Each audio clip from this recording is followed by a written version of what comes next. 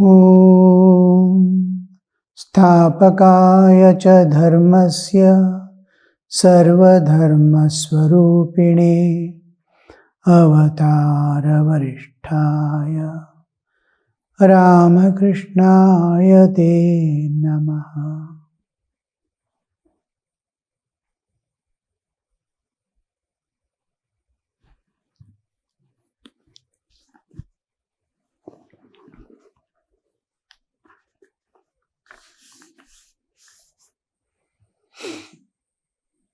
Sri Ramakrishna was smoking. Yam and Gopal finished their supper. They decided to sleep in the Nahabat. Yam again sat on the floor near Sri Ramakrishna.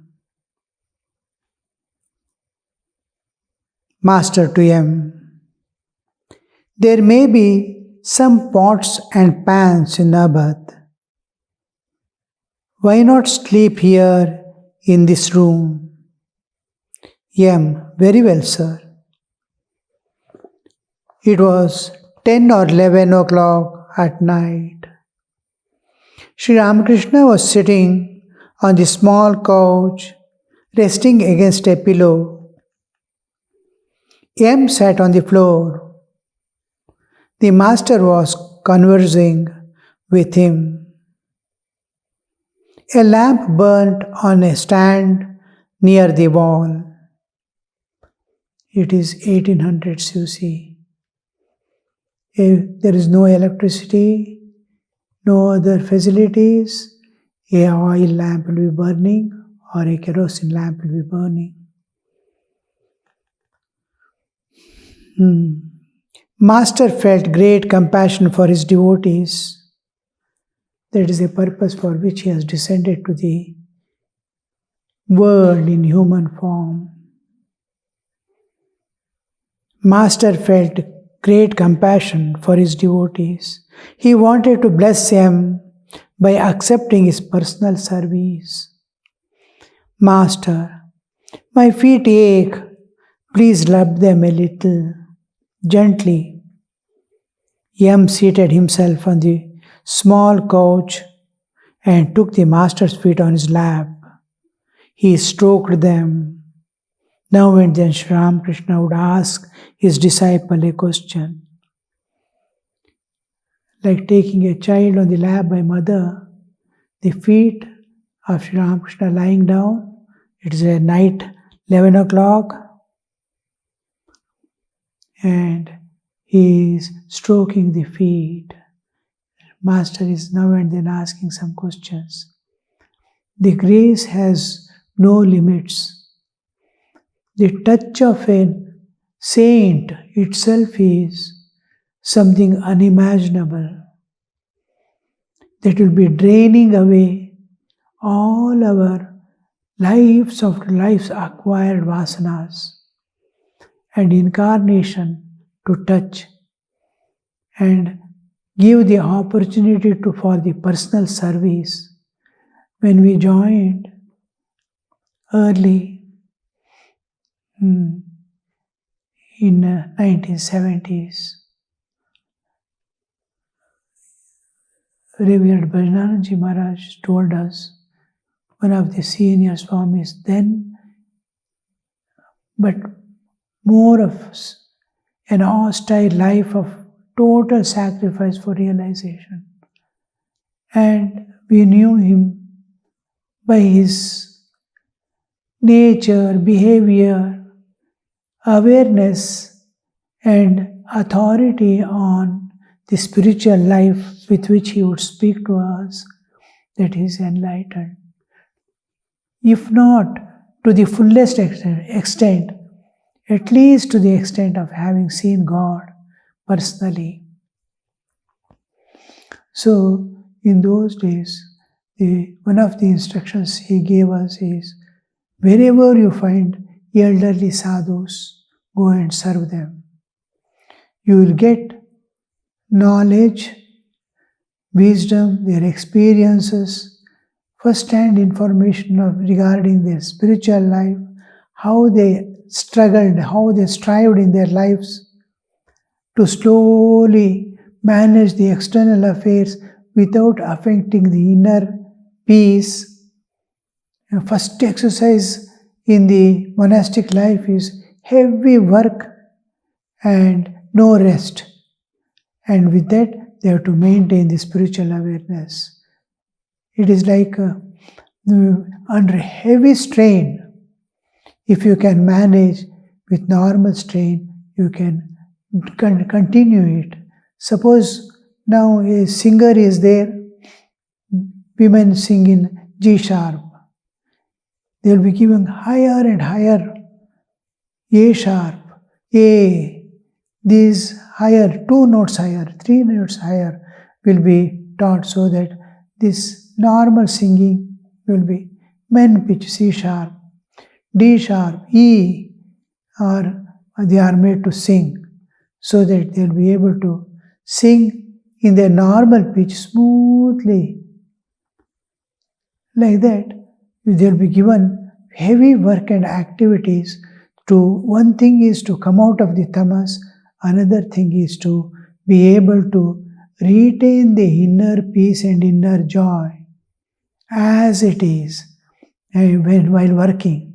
If they succeed in that, so activities will be forced and maintain calmness, maintain divine awareness.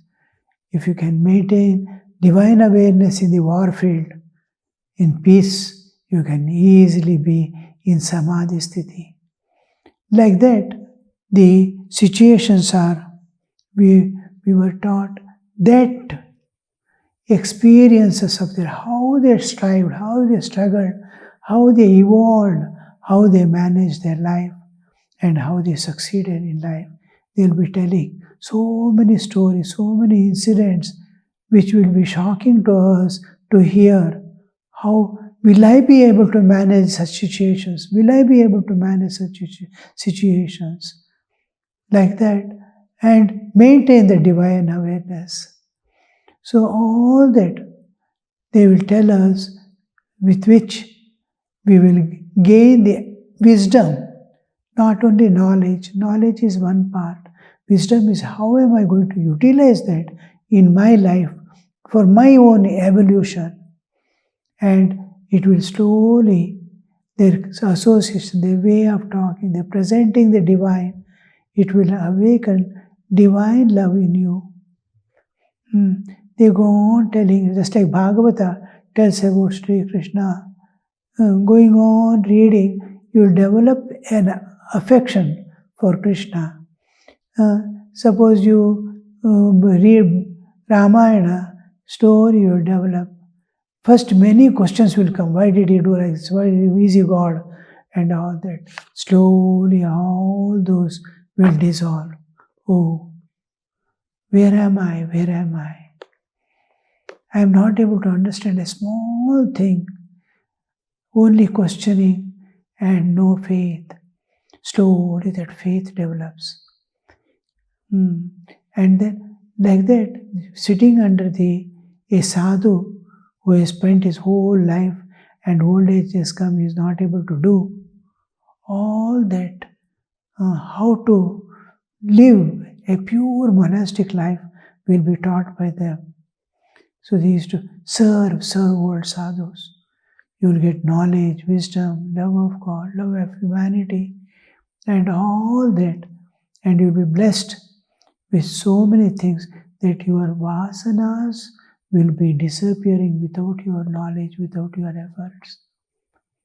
So that now Sri Ramakrishna's compassion for devotees is reaching its acme.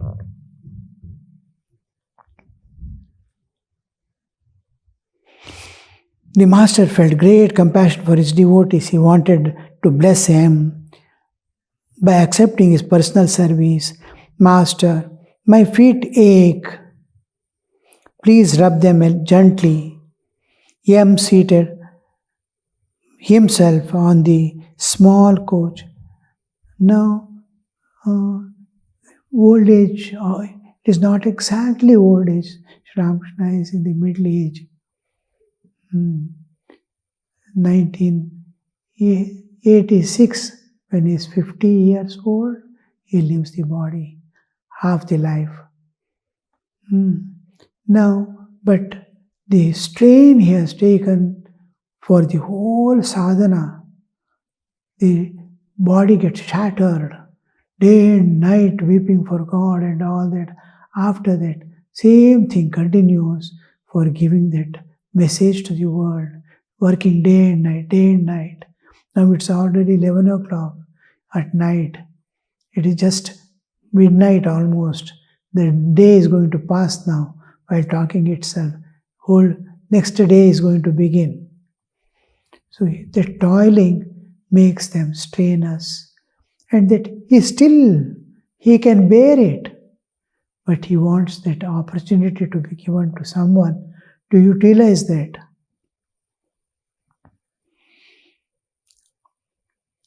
Now and then, Sri Ramakrishna would ask his disciple a question. Master smiling, how did you like today's conversation? Very much indeed. Master smiling, how I spoke about Emperor Akbar? It was very good. Master, repeat it to me. Now each time Sri Ramakrishna asks such questions, he is confirming that the exact version of what is happening, and he is going to write, like a historian, he is going to write what all he saw. Though it is once in a week when he gets a leisure from his office work, that is school he is working. On that day he would come, a day more he may stay, Saturday coming, Sunday morning, the next day he has to go to the office. Within that, this gospel is recorded. Other days we don't have any record of what happened in the absence of these people. Only direct disciples, what did the instruction he gave is almost unknown to us all. Only a little, these are holidays when the other people, householders and all these people come, because the one who renounces, he needs very little information. He has given himself, his body and mind, whole thing offered to God forever. Never to take, never to doubt, never to say anything, but to just be a surrendered soul at the feet of God. So the other days he would request the new, young, who are going to be the stalwarts of the spiritual torch bearers, Vivekananda and all those people, to come on the other days when people would not rush. Master, repeat it to me. A fakir came to visit Akbar. The emperor was saying his prayers. In his prayers, he was asking God to give him wealth and riches. Thereupon, the fakir was about to leave the room quietly. Later, when the emperor asked him about it, the fakir said, If I must beg, why should I beg of a beggar? Master, what else did we talk about? You told us a great deal about saving up for the future. Master smiling, what did I say? As long as a man feels that he must try, he must make an effort. How well you told us about the Sinthi. Master, what did I say? God takes upon himself complete responsibility of one who totally depends upon him. It is like a guardian taking charge of a minor.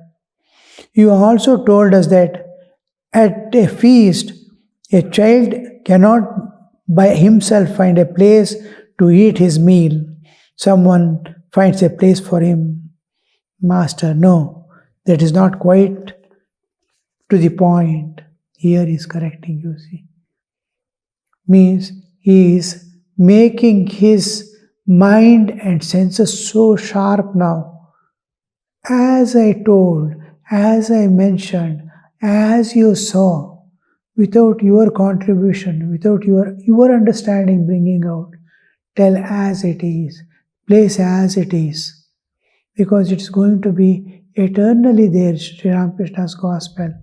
It's a scripture which cannot be altered, which will never be altered. So it has to be flowing as it is. So Sri Ramakrishna is telling, no, that is not quite to the point. I said that child does not fall if the father leads him and holds his hand. What Sri Ramakrishna tells, M has told about finding a place is elsewhere, some other occasion. Here what Sri Ramakrishna told was that if child holds the hand of father, it may fall. But if father holds the hands of child, then the child will not fall. M. You also described the three classes of sadhus. The best sadhu does not move about to get his food. The best sadhu does not move about to get his food. He lives in one place and gets his food there. You told us about the young sadhu who had, when he saw the breasts of a young girl, why has she those abscesses? You told us many other things. Master smiling. What else? M. About the crow of Pampa Lake. He repeated the name of Rama day and night. That's why he could not drink the water, though he went to its edge. And about the holy man whose book was written only Om Rama. And what Hanuman said to Rama. Master, what did he say? M. Hanuman said to Rama, I saw Sita in Ceylon, but it was only her body. Her mind and soul were lying at your feet. And about Chatak bird, he will not drink anything but rainwater. And about Jnana Yoga and Bhakti Yoga. Master, what did I say about them? M. As long as one is conscious of the jar, the ego will certainly remain. As long as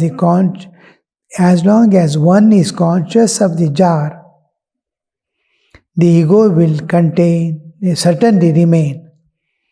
As long as one is conscious of jar, the ego will certainly remain. As long as one is conscious of I, one cannot get rid of the idea, I am the devotee. One cannot get rid of the idea. I am the devotee and thou art God. As long as one is conscious of I, jar is just a term used there because he is able to identify an object and say a judgment. If you are able to judge something, if you are able to comment, if you are able to understand, then ego is there behind it. And if that I, as long as one is conscious of I, one cannot get rid of that idea. I am the devotee and thou art God. That is the one thing that we have to cultivate.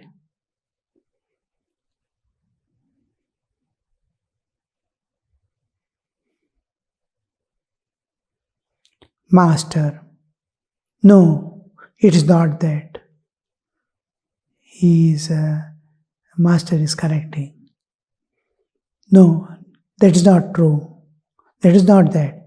The jar does not disappear when one is conscious of it or not.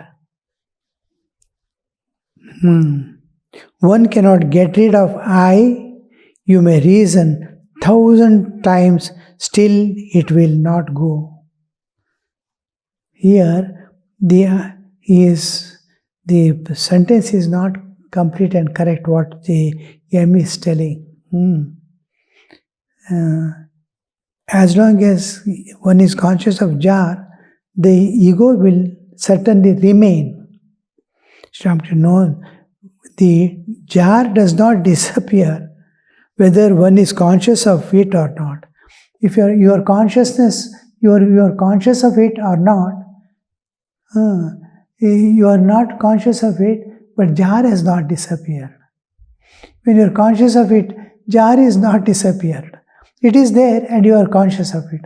It is there, you are not conscious of it. Your conscious is, jar will be there. Whether jar will never disappear if it is there, whether you are conscious of it or not. Is Sri Ramakrishna, how clear he is and understanding, you see. And Sri Ramakrishna is correcting the second sentence also.